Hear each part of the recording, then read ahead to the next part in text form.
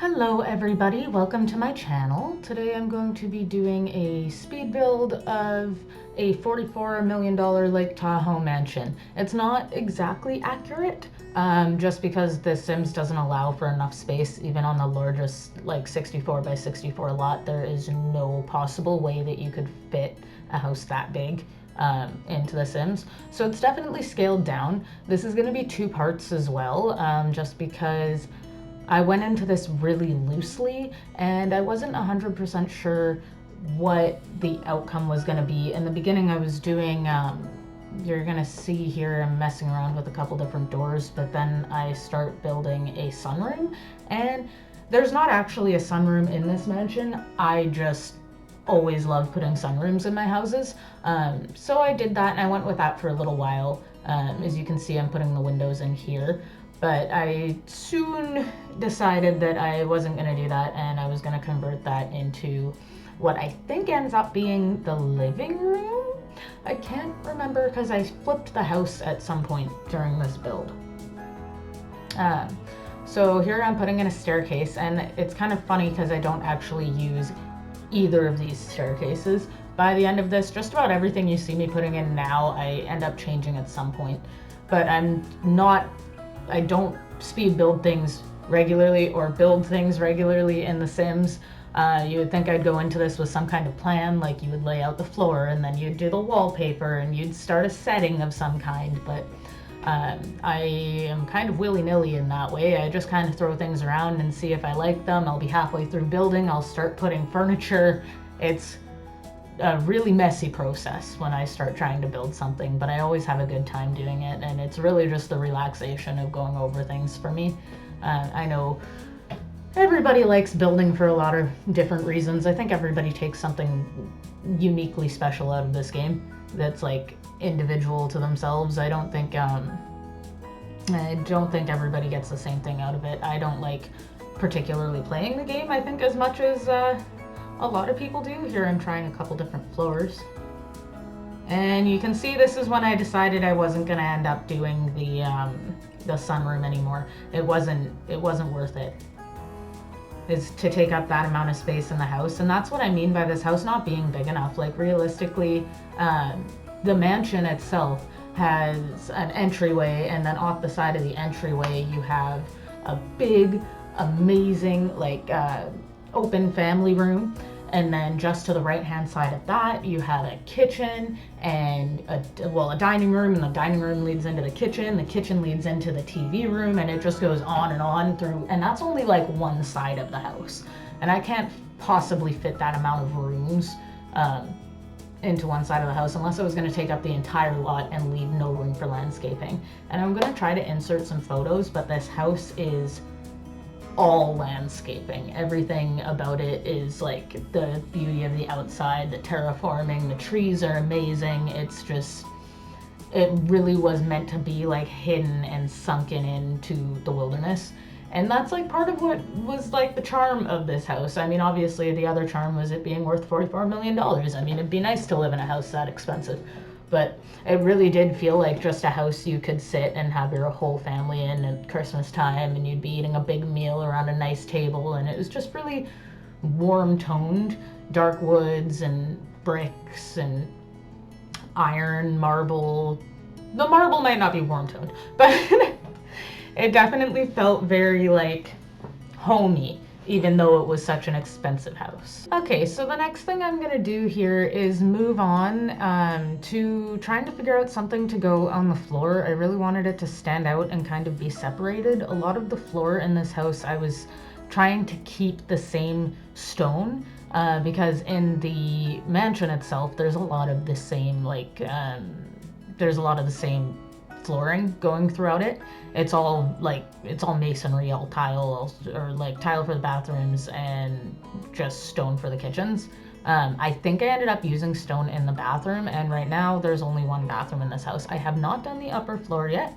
I'm gonna do that in part 2, and I'll probably have like the majority of the bathrooms up there, but the upper level of this house actually has about 7 bedrooms. God only knows how many bathrooms. There's a wine cellar, a home theater, There's like a kid's room that's got built-in bunk beds in the walls. This house is more insane than I think I can describe. Like, it's a 175-foot private beach, and it's like 2 minutes away from Mark Zuckerberg's house. So that tells you how like bougie and how fancy this is supposed to be. I couldn't do it justice given the things that I have in the Sims game, but I definitely did my best. It's not like overall that big of a property. It's 3.3 acres, but it is not, it's a massive house that takes up like almost all of that space. I believe it's just over 1,200 square feet, so it's one of the bigger houses that I think you'll ever come across. But yeah, you know that some CEO's kid lives there. Like, not even celebrities would be rich enough to live there. You know, it's the very particular clientele that we're going with. I'll link a video in the description just so anybody that is watching, if you are interested, you can take a look at the realtor that was selling the house. I believe it was a realtor. Yeah, he did a really, really amazing detailed video on room by room how the house is, and I used some still shots from his video to kind of model my house. It was definitely a lot more difficult than just doing that, though. You'll see there's some similarities, but there was not a wisp of a chance that I would have been able to make this as grandiose as the other one was. Just gonna dive back into what I'm doing here for a moment. I really wanted the entryway of this house to be platformed. I really like the idea of platforms in houses, and almost every time I build a house there will be platforms in it somewhere.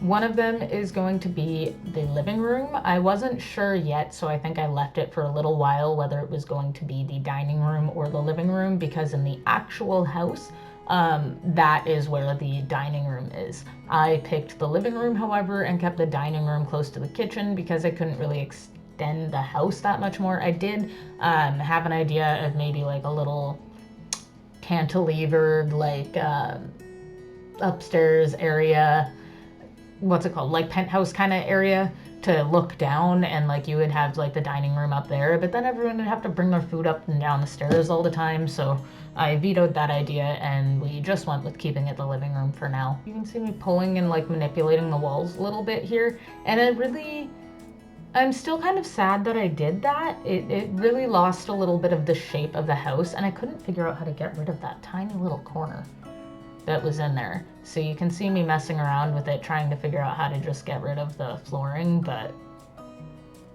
there's no way that I know of that you can get rid of it. So this is where I'm gonna start the built-ins. I had a hell of a time trying to figure out how to make a built-in work in this game, because it's not like an option that you just get, but I love the way it looks, like in reality, as well as how I, in my head, had pictured it to look. I'm gonna move from that to the kitchen now. I was trying to figure out how big I wanted this island to be, and also, like, the original house has really like steampunky, gothic, beautiful light fixtures. These are the ones that I ended up settling with. They're not exactly what I wanted, but they are damn close, so it worked pretty well. Finding chairs though, see those chairs that I keep pulling up, they match the chairs that are in the house really well, but there's just not the right color wood, and man do I miss the color wheel or a simple color slider. Like, the ability to change the colors of items was huge, and it's still the reason that this game doesn't surpass The Sims 3. If you ask me, The Sims 3 is still a far superior game, just because of the customization and that you can actually offer to the world. And when the world's going to be a simulated world, don't you want to be able to do anything that you can do in it? Like, the whole thing is to play God. Yeah, anyway, that's just a little side note of why The Sims 4 will forever be beneath The Sims 3 to me. Don't at me, it's how I feel. So here we go, moving on to the kitchen. I'm trying to figure out the right color of chairs to go here.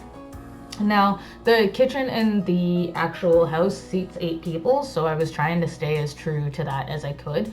Curtains are a nightmare with slanted windows, though. Just putting that out there. Curtains, absolutely useless. But I love the way they look, so I'll put them in any day. I'm messing around with that corner a little bit, not sure exactly what I was going to end up doing with it. I wanted it to feel homey and kind of like a little pantry nook in the wall, but I didn't, in the end it didn't really work out, so I got frustrated and started working on this wall over here, which honestly I thought that the curtains looked okay and I was gonna just do curtains if I was able to put the curtains over the windows, but because I couldn't find a way to make that work, I ended up messing around a little bit more until I settled on deleting all of it and just going back to basics. I went with a picture. I believe I picked out something like old-timey looking, so, and then I put like a little mantelpiece underneath it, which I'm sure you'll see coming up in a second here. I did end up really liking, yeah, there it is, how beautiful the picture that I chose looked. I felt like it really worked with the room and kind of brought it all together when you're looking at it from that angle. Yeah, it was definitely a good time and well worth it. And you can see me going back to the nook in the wall, messing around with it a little bit more. Still unhappy with it. There's nothing I think that I do to this corner that I actually enjoyed right up until the end. Right when I was gonna save and call this the finished first floor, I realized I couldn't leave it like that. I hated how it looked and I had to change it. So you will see in the end that I changed that as well. Almost nothing in this build is the same as when I started the build. I don't think any of the walls are even in the same spot as they were when I started this build. And that's really a testament to how I build things, chaotically and crazy. But in the end, they're finished.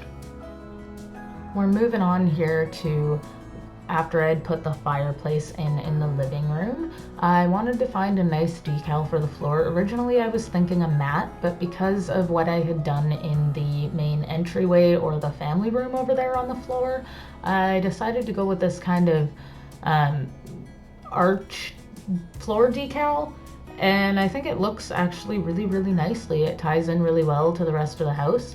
And I also sunk in that wall over there as I was going to put a bar over there. In the real mansion, there's a replica of some bar that's down the street from Lake Tahoe, but we didn't have anything nearly that grand. Everything that we had kind of looked like it belonged in either a nightclub or a frat boy's house. So realistically, I didn't have a lot of options for things to choose from, and I think I ended up settling with the one from the college pack, which was not my favorite. Then there's I think, what is that, the conspiracy theorist pack? Yeah, that one was good too. I messed around with it for a little bit, but I really just didn't like the way it looked. And even this one that I ended up with, I'm still not a huge fan, and if I had used any CC, I definitely would have not used that bar. I would have downloaded a nicer bar.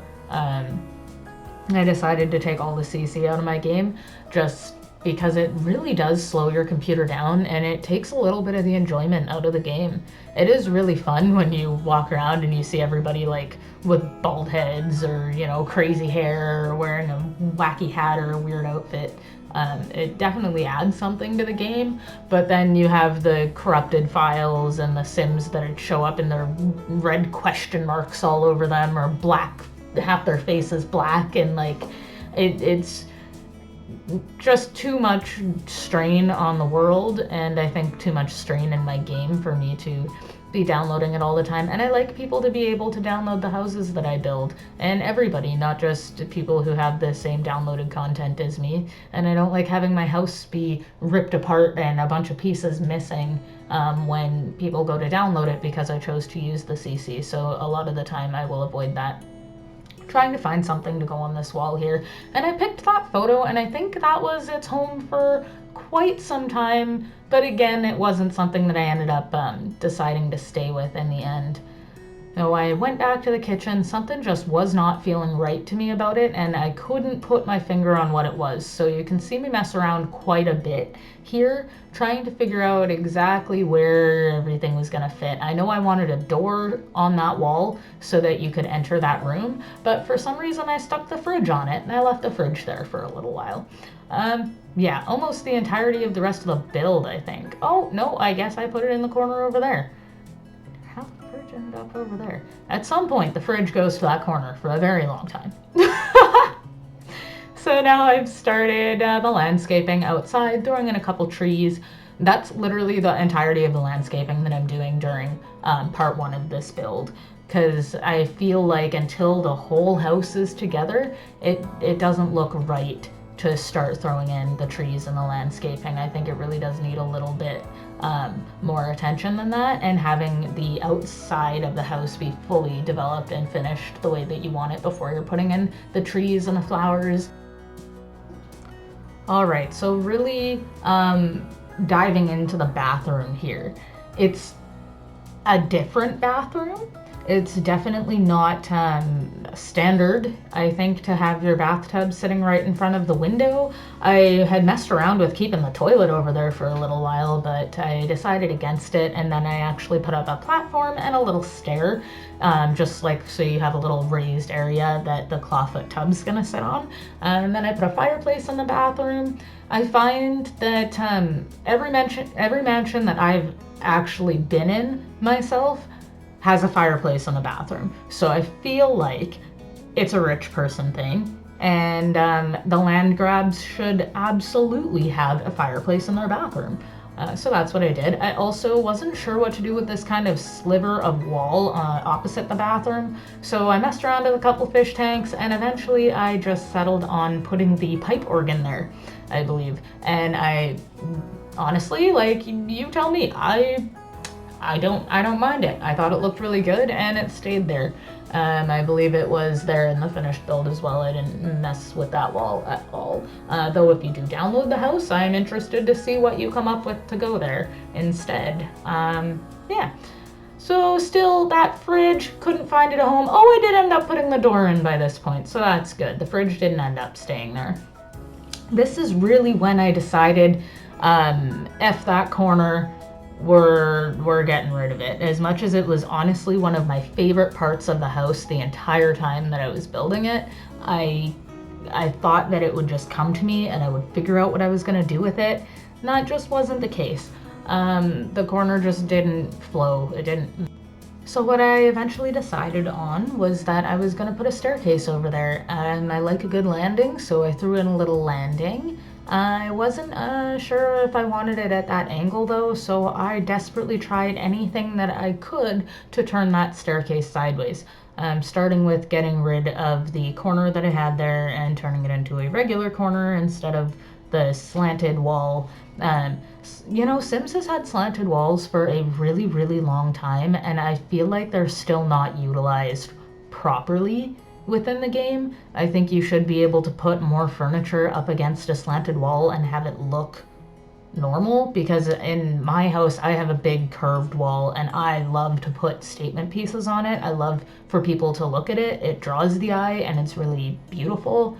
But I feel like within the Sims games, they really, like in all of the games, haven't given us a lot of options to utilize the slanted walls aside from sticking a window on them. And I'm happy that now the windows expand a little bit and they like fit the side the side walls a little better, because if you go back to like even the Sims 3, they didn't look that good, but it still worked. And I really do wish there was more options for it, like, or more ways for it to look natural. If you could put like counters along slanted walls, or if you could put the cupboards along slanted walls, that would be a huge benefit to me, and it would totally completely change the game. Mesh.